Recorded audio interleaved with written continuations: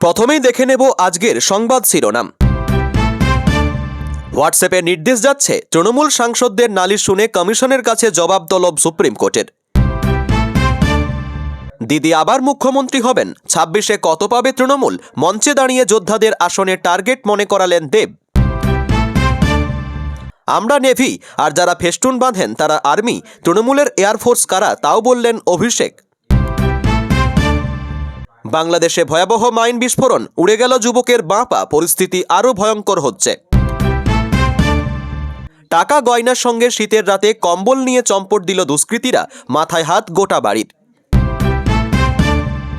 মাঝরাতে ব্যাগে পিস্তলগুলি নিয়ে ঘোরাঘুরি, আগ্নেয়াস্ত্র সমেত মুর্শিদাবাদে গ্রেপ্তার, নেপথ্যে কারা? ডাকাতি করেছেন মমতা বন্দ্যোপাধ্যায়, সুপ্রিম কোর্টে একের পর এক উদাহরণ দিল ইডি। নবম দশম শিক্ষক নিয়োগে ফের ধাক্কা, ফেব্রুয়ারির আগে শুরু নয় ভেরিফিকেশন।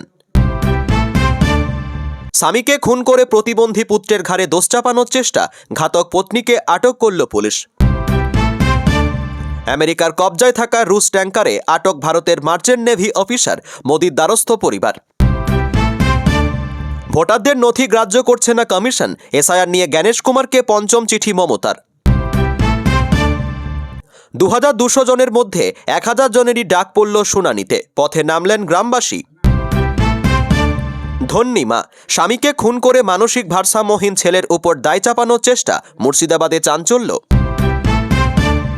তুলে নিয়ে গিয়েছিল পুলিশ, নৈরাজ্যের বাংলাদেশে জেল হেফাজতে মৃত্যু হিন্দু সঙ্গীত শিল্পীর।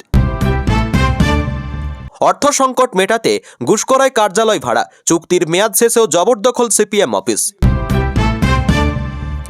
হিন্দি চাপালে বের করে দেব, ইউপি বিহারের পরিযায়ীদের হুমকি রাজ ঠাকুরের, শান মারাঠি অস্মিতাই। এসআইআরের নামে খেলোয়াড়দের অসম্মান বন্ধ হোক, স্বামীজির জন্মতিথিতে প্রতিবাদে পথে প্রাক্তনরা। বাঘিনী মমতাকে রুখতে সুপ্রিম দরবারে ইডি, আইপ্যাক মামলায় যুক্ত সিপি ডিজির নাম। বাধা দেওয়াই অভ্যেস, মমতার অতীত ট্রেনে সুপ্রিম কোর্টে সিবিআই তদন্ত ও আইনি রক্ষা কবচ চাইল ইডি। ভারতের মাটিতে বাংলাদেশি সন্দেহজনক বেলুন, 26শে জানুয়ারির আগে নিরাপত্তা নিয়ে বিরাট উদ্বেগ। পাঞ্জাবে খুনের পর কলকাতায় এসে আত্মগোপন, হাওড়া স্টেশন থেকে গ্রেপ্তার বিষ্ণই গ্যাংয়ের 3 সদস্য। এসআইআর চাপে একের পর এক বিএলওর মৃত্যু, ক্ষতিপূরণের দাবিতে সিইও দপ্তরে তুমুল বিক্ষোভ। স্বাস্থ্যসাথী গরিব মানুষের বড় ভরসা, দুর্গাপুরে স্বাস্থ্য কার্নিভালে এসে মন্তব্য পরমব্রতর। এতক্ষণ শুনছিলেন সংবাদ শিরোনাম, এবার জানিয়ে দেব বিস্তারিত খবর। হোয়াটসঅ্যাপ দিয়ে যাচ্ছে নির্দেশ, তৃণমূলের করা মামলায় কমিশনকে নোটিশ ধরালো সুপ্রিম কোর্ট। ভোটার তালিকার নিবিড় পরিমার্জন বা এসআইআর মামলায় জাতীয় নির্বাচন কমিশনকে নোটিশ পাঠালো সুপ্রিম কোর্ট। সোমবার বাংলার 2 সাংসদ ডেরেক ও ব্রাইন এবং দোলা সেনের করা মামলার ভিত্তিতে এই পদক্ষেপ করেছে দেশের শীর্ষ আদালত। কিন্তু নোটিশ কোন প্রসঙ্গ তুলে ধরল বিচারপতিদের বেঞ্চ? এদিন দেশের শীর্ষ আদালতের প্রধান বিচারপতি সূর্যকান্ত এবং বিচারপতি জয়মাল্য বাগচির ডিভিশন বেঞ্চে চলছিল এসআইআর শুনানি। সম্প্রতি রাজ্যে চলা নিবিড় পরিমার্জন প্রক্রিয়া নিয়ে আলাদা করে মামলা করেছিলেন তৃণমূল সাংসদ ডেরেক ও ব্রাইন এবং দোলা সেন। সেই ভিত্তিতেই সোমবার শুরু হয়েছিল শুনানি। সাংসদদের পক্ষে এজলাসে উপস্থিত ছিলেন আইনজীবী কপিল সিব্বল। কমিশনের বিরুদ্ধে এসআইআর প্রক্রিয়ায় গাফিলতি এবং অনিয়মের অভিযোগ তুলেছেন তৃণমূল সাংসদদের পক্ষের সওয়ালকারী। প্রধান বিচারপতির নেতৃত্বাধীন বেঞ্চকে কপিল সিব্বল জানিয়েছেন, নির্বাচন কমিশন বেশিরভাগ নির্দেশ হোয়াটসঅ্যাপের মাধ্যমে দেয়, যা প্রতিষ্ঠান বিরোধী আচরণ বলে দাবি তাঁর। শুধু তাই নয়, বাংলার বহু ভোটারকে অযৌক্তিকভাবে চিহ্নিত করে শুনানিতে ডাকা হয়েছে বলেও অভিযোগ আইনজীবীর। তার দাবি, কমিশনে চিহ্নিত একাধিক যুক্তিযুক্ত অমিল বা লজিক্যাল ডিসক্রিপেন্সি আসলেই অযৌক্তিক বা ইললজিক্যাল। আদালত সূত্রে খবর, কপিল সিব্বলের তুলে ধরা যুক্তির ভিত্তিতে কমিশনের কাছে জবাব চেয়েছে দেশের শীর্ষ আদালত। এই মর্মে একটি কমিশনের উদ্দেশ্যে একটি নোটিশ জারি করা হয়েছে। পাল্টা নির্বাচন কমিশন জানিয়েছে, জবাব দেওয়ার জন্য 2 সপ্তাহের সময় চায় নির্বাচন কমিশন। কিন্তু প্রধান বিচারপতির বেঞ্চ জানায়, এই সপ্তাহের মধ্যেই হলফনামা জমা দিতে হবে। পরবর্তী শুনানি আগামী সপ্তাহে। স্বামীকে খুন করে প্রতিবন্ধী পুত্রের ঘাড়ে দোষ চাপানোর চেষ্টা, ঘাতক পত্নীকে আটক করল পুলিশ।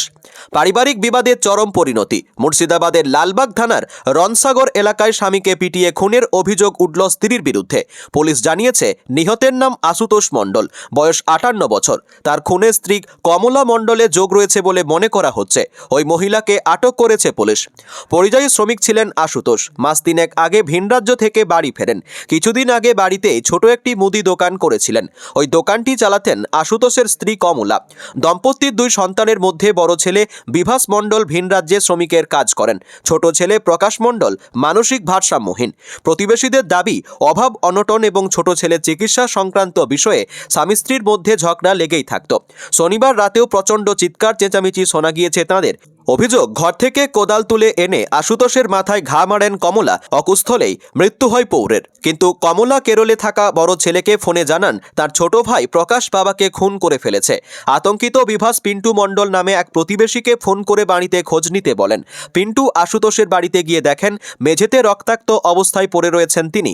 পাশেই নির্লিপ্ত মুখে বসে রয়েছেন কমলা। পিন্টু অন্য প্রতিবেশীদের বিষয়টি জানান। খবর পেয়ে পুলিশ গিয়ে দেহ উদ্ধার করে লালবাগ মহকুমা হাসপাতালের মর্গে পাঠিয়েছে। গ্রামবাসীদের দাবি, খুনের দায় এড়াতে কমলা তার প্রতিবন্ধী সন্তানকে ফাঁসানোর চেষ্টা করছেন। কমলাকে আটক করে থানায় নিয়ে গিয়েছে পুলিশ। তদন্ত চলছে। বাংলাদেশে ভয়াবহ মাইন বিস্ফোরণ, উড়ে গেল যুবকের বাঁ পা। পরিস্থিতি আরও ভয়ঙ্কর হচ্ছে। কক্সবাজারের টেকনাফের হোয়াইক্যাং সীমান্তে স্থলমাইন বিস্ফোরণে মোহাম্মদ হানিফ নামে এক যুবকের বাঁ পা উড়ে গেছে। তিনি হোয়াইক্যাং ইউনিয়নের 3 নম্বর ওয়ার্ডের লম্বাবিল গ্রামের ফজল করিমের ছেলে। সোমবার সকাল 10টার দিকে এই ঘটনাটি ঘটে। বাসিন্দারা জানান, হোয়াইক্যাং সীমান্তের নাফ নদী সংলগ্ন এলাকায় ব্যক্তি মালিকানাধীন চিংড়ি ঘেরে গিয়ে মাইন বিস্ফোরণে আহত হন হানিফ। তাকে উদ্ধার করে উখিয়ার কুতুপালং MSF হাসপাতালে ভর্তি করা হয়েছে।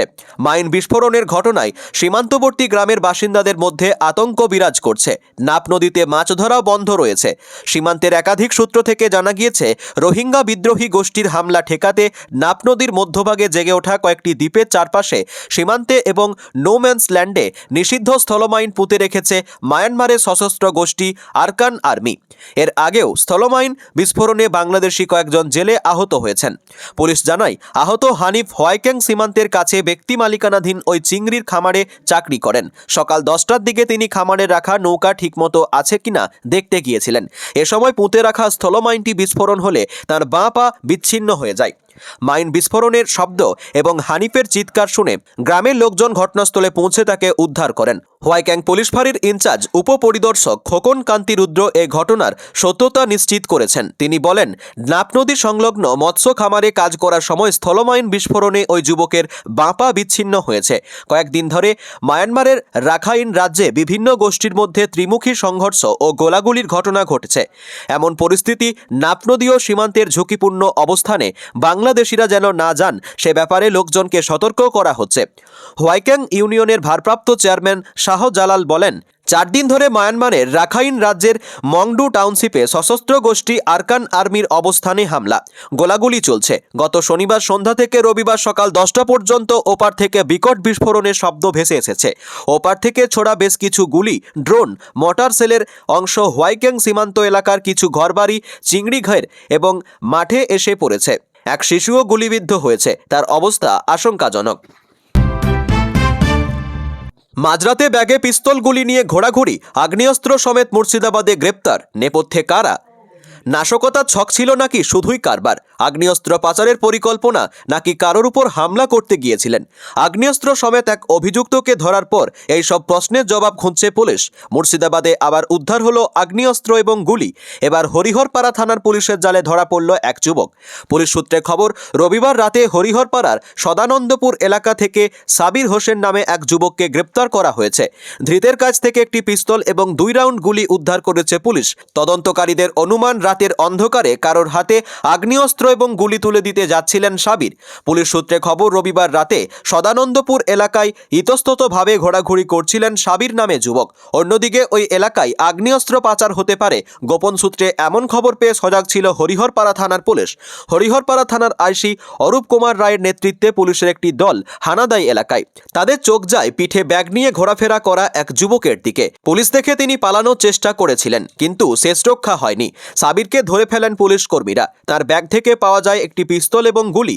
ধৃতের বাড়ি হরিহরপাড়া থানার বহরান এলাকায়। প্রাথমিক জেরার পরে পুলিশের অনুমান সাবির নিজেই অস্ত্র কারবারি হতে পারেন, আবার পাচার চক্রে হলেও কাজ করতে থাকতে পারেন। ধৃতের বাড়ি হরিহরপাড়া থানার বহরান এলাকায়। প্রাথমিক জেরার পরে পুলিশের অনুমান সাবির নিজেই অস্ত্র কারবারি হতে পারেন, আবার পাচার চক্রের হয়েও কাজ করে থাকতে পারেন। এখনও গোটা বিষয়টি স্পষ্ট নয়। উদ্ধার হওয়া আগ্নেয়াস্ত্র তিনি কোথা থেকে এনেছিলেন এবং কোথায় নিয়ে যাচ্ছিলেন তা জানার চেষ্টা চলছে। সোমবার ধৃতের 7 দিনের পুলিশি হেফাজত চেয়ে বহরমপুর আদালতে হাজির করানো হয়। আমেরিকার কবজায় থাকা রুশ ট্যাঙ্কারে আটক ভারতের মার্চেন্ট নেভি অফিসার মোদির দ্বারস্থ পরিবার। সামনের মাসে বিয়ে, কিছুদিনের মধ্যেই তার বাড়ি ফেরার কথা ছিল, কিন্তু তার আগে রাশিয়ার তেলের জাহাজে সফররত অবস্থায় আটক হলেন হিমাচল প্রদেশের কাংড়ার merchant navy officer Rakshit Chauhan. Atlantic মহাসাগরে সেই জাহাজটি আটক করেছে মার্কিন সেনা। এই পরিস্থিতিতে তাকে দেশে ফিরিয়ে আনার জন্য প্রধানমন্ত্রী নরেন্দ্র মোদির দ্বারস্থ রিক্ষিতের পরিবার। সম্প্রতি ভেনেজুয়েলায় সামরিক অভিযানের পরেই রুশ তৈলবাহী জাহাজ মারিনেরা সাবেক বেলা 1-কে আটক করে আমেরিকা। ওই জাহাজে 28 জন সওয়ারির মধ্যে 3 ভারতীয় রয়েছেন। তাদেরই একজন 28 বছরের রিক্ষিত। চাকরিতে যোগ দেওয়ার পর প্রথম কাজেই তাকে ভেনেজুয়েলায় পাঠিয়েছিল রাশিয়ার নিয়োগকারী সংস্থা। শেষবার গত 7 জানুয়ারি পরিবারের সঙ্গে কথা হয়েছিল রিক্ষিতের। তারপরেই রুশ জাহাজটিকে আটক করে মার্কিন সেনা। রিক্ষিতের মা রীতা দেবী জানান, আগামী 19শে ফেব্রুয়ারি তার ছেলের বিয়ে। প্রধানমন্ত্রীর কাছে মায়ের আর্জি, আমার ছেলেকে ফিরিয়ে আনার ব্যবস্থা করুন। এখন স্তরের কাছে প্রার্থনা করছি ও যাতে নিরাপদে বাড়ি ফিরে আসে।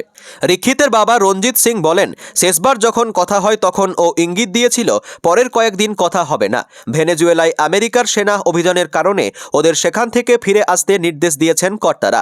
10 জানুয়ারি জানতে পারি ছেলের জাহাজ আটক করা হয়েছে। প্রসঙ্গত, বিদেশ মন্ত্রকের মুখপাত্র রণধীর জয়সওয়াল গত সপ্তাহে জানিয়েছিলেন তারা পরিস্থিতির উপরে নজর রাখছে। তিনি বলেন, ওই ট্যাঙ্কারে যে ভারতীয়রা ছিলেন তাদের বিষয়ে খবর নিচ্ছি। টাকা গয়নার সঙ্গে শীতের রাতে কম্বল নিয়ে চম্পট দিল দুষ্কৃতীরা, মাথায় হাত গোটা বাড়ির। শীতের রাতে হাতের কাছে কম্বল থাকলে কে আর তাকে উপেক্ষা করতে পারে। চুরি করতে এসে সোনা, নগদ টাকার সঙ্গে কম্বল লুট করল চোরেরা। তাতে লোকচক্ষু থেকে শরীর ঢাকাও গেল, আবার উষ্ণতাও মিলল। কোথাও ঘটল এমন ঘটনা? পূর্ব বর্ধমান জেলার গুসকরা পৌরসভা এলাকায় সন্ধ্যা রাতে গৃহস্থের বাড়িতে দুঃসাহসিক চুরির ঘটনায় চাঞ্চল্য ছড়ালো গোটা এলাকায়। অবাক করার বিষয়, সোনার গহনা ও নগদ অর্থের পাশাপাশি চোরেরা কম্বল পর্যন্ত চুরি করে চম্পট দিয়েছে। ঘটনাটি ঘটেছে গুসকরা পৌরসভার 14 নম্বর ওয়ার্ডের আলুটিয়া সৎসঙ্গ মন্দির সংলগ্ন এলাকায়। পোস্ট অফিসের কর্মী রানা বিশ্বাসের বাড়িতে এই চুরির ঘটনা ঘটে। বাড়ি ফাঁকা থাকার সুযোগকে কাজে লাগিয়ে চোর বা চোরের দল বাড়ির দরজা ভেঙে ভিতরে ঢুকে পড়ে। 2টি ঘরে 2টি আলমারি ভেঙে সেখান থেকে স্বর্ণালঙ্কার সহ নগদ প্রায় 30 থেকে 40 হাজার টাকা নিয়ে চম্পট দেয়। তবে এখানে শেষ নয়। পরিবারের দাবি, শীতের রাতে চোরেরা ঘরের কম্বল পর্যন্ত নিয়ে গেছে। পরিবার সূত্রে জানা গিয়েছে, রানা বিশ্বাস ও তার স্ত্রী কয়েকদিন আগে শ্বশুরবাড়ি গিয়েছিলেন। মঙ্গলবার তাদের বাড়ি ফেরার কথা ছিল। শনিবার বিকেলে রানার মা সীমা বিশ্বাস বাড়িতে তালা দিয়ে গুসকরায় শান্তিপুরে নিজের বাপের বাড়িতে বেড়াতে যান। বাড়ি ফাঁকা থাকা সুযোগকে কাজে লাগিয়ে চোর বা চোরের দল বাড়ির দরজা ভেঙে ভিতরে ঢুকে পড়ে। 2টি ঘরে 2টি আলমারি ভেঙে সেখান থেকে সোনার গহনা সহ নগদ প্রায় 30 থেকে 40 হাজার টাকা নিয়ে চম্পট দেয়। তবে এখানে শেষ নয়। পরিবারের দাবি, শীতের সন্ধ্যায় চোরেরা ঘরের কম্বল পর্যন্ত নিয়ে গেছে। ফলে গোটা ঘটনাটি নিয়ে এলাকায় চাঞ্চল্যের পাশাপাশি চর্চাও শুরু হয়েছে। ঘটনার পর বাড়িতে ফিরে ভাঙা দরজা ও লণ্ডভণ্ড ঘর দেখে হতবাক হয়ে যান সীমা বিশ্বাস। তিনি জানান, এই চুরির ঘটনায় তাদের প্রায় লক্ষাধিক টাকার ক্ষতি হয়েছে।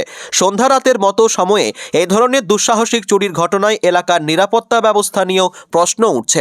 এর সঙ্গে কম্বল চুরি জন্ম দিয়েছে কৌতূহলের। ঘটনার তদন্ত শুরু করেছে আউসগ্রাম থানার পুলিশ। ব্যক্তি থেকে দল বড়, মেজো সেজো নেতার নামে জয়ধ্বনি নয়, সাফ বার্তা অভিষেকের। ব্যক্তি নয়, দলই বড়। ডিজিটাল যোদ্ধা কনক্লেভ এ সাপ বার্তা তৃণমূল সর্বভারতীয় সাধারণ সম্পাদক অভিষেক বন্দ্যোপাধ্যায়ের। মঞ্চ থেকে অভিষেক বললেন, মেজো সেজো নেতার নামে জয়ধ্বনি নয়, দলকে ভালোবাসুন। নেতা কর্মীদের, তৃণমূল সাংসদদের নির্দেশ, তৃণমূল সরকারের জনমুখী প্রকল্পের কথা মানুষের সামনে তুলে ধরতে হবে। সোমবার মিলনমেলা প্রাঙ্গণে ডিজিটাল যোদ্ধা কনক্লেভে যোগ দিয়েছিলেন অভিষেক বন্দ্যোপাধ্যায়। সেখানে দলের আইটি সেলের সদস্য কর্মীদের কৃতজ্ঞতা জানান তিনি। এদিনের মঞ্চ থেকেই অভিষেক স্পষ্ট ভাষায় বুঝিয়ে দিলেন, নিজের স্বার্থে দলকে ব্যবহার করলে তা বরদাস্ত করা হবে না। দলকে ভালোবাসতে হবে, আমজনতার পাশে দাঁড়াতে হবে। এদিন অভিষেক বলেন, ব্যক্তি নয়, দলই বড়। মেজো সেজো নেতার নামে জয়ধ্বনি নয়, দলকে ভালোবাসুন। এদিন সংবাদ মাধ্যমকে নিশানা করেন অভিষেক। তার অভিযোগ, রাজ্য সরকারের সাফল্যের কথা দেখানো হয় না। এরপরই কর্মীদের উদ্দেশ্যে অভিষেক বলেন, সংবাদ মাধ্যম যদি প্রচার না করে তাহলে আমাদেরই করতে হবে। তার জন্য রয়েছে social media, Facebook, x, YouTube. আপনারা অনেকেই ভাবেন কি প্রচার করব, কি বলবো? আপনারা দলের নামে জয়ধ্বনি করুন। আমাদের সরকারের জনমুখী প্রকল্পগুলো মানুষের সামনে তুলে ধরুন। কিভাবে বিজেপির সঙ্গে লড়াই হবে তার রণকৌশল এদিন বলে দিলেন অভিষেক। তিনি বলেন, বিজেপির অর্থবল রয়েছে, আমরা মিথ্যেবাদীর পার্টি নয়। আমরা রটনাকে ঘটনা বানাতে পারবো না, যেটা বিজেপি করে। ওরা বাংলাকে কুলুষিত করার জন্য অনেক কিছু করে, আমাদেরও কিছু দায়িত্ব রয়েছে। বিজেপি যদি কিছু পোস্ট করে, সঙ্গে সঙ্গে তা যাচাই করে পাল্টা দিন। সব মিলিয়ে এদিনের কনক্লেভে অভিষেক বুঝিয়ে দিলেন, বিজেপিকে হঠাতে মাঠ ময়দানের মতোই সোশ্যাল মিডিয়াতেও লড়াই করতে হবে বিজেপির সঙ্গে। এই ছিল আজকের গুরুত্বপূর্ণ খবর। ভিডিওটি উপকারী মনে হলে লাইক দিন, নতুন হলে সাবস্ক্রাইব করুন। ধন্যবাদ।